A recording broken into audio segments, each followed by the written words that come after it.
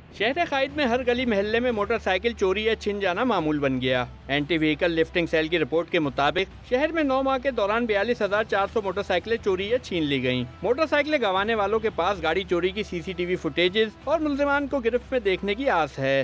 IG Sindh तक मैंने उन तक को भी रिपोर्ट करा, अपना वाकया जो हुआ FIR की कॉपी भेजी। उन्होंने SP AVLC को जो है वो मार्क करा और उन्होंने बताया कि वो जो है आपके केस पे वर्किंग कर रहे हैं।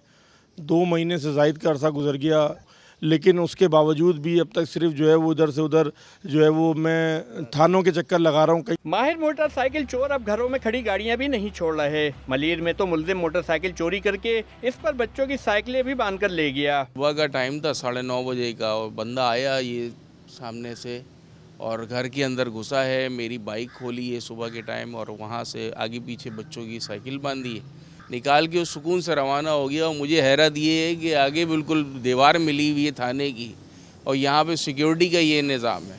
AVLC के मुताबिक चोरी और छीनी जाने वाली गाड़ियों की वारदातों में मुलविस मुल्ज़िमान की CCTV मिलने पर नादरा से डेटा नहीं मिल पाता, जबकि शहर से बाहर चली जाने वाली गाड़ियों की रिकवरी में भी मुश्किलात का सामना है। कैमरामैन अली जान के साथ आसिम खान, डॉन न्यूज़, कराची।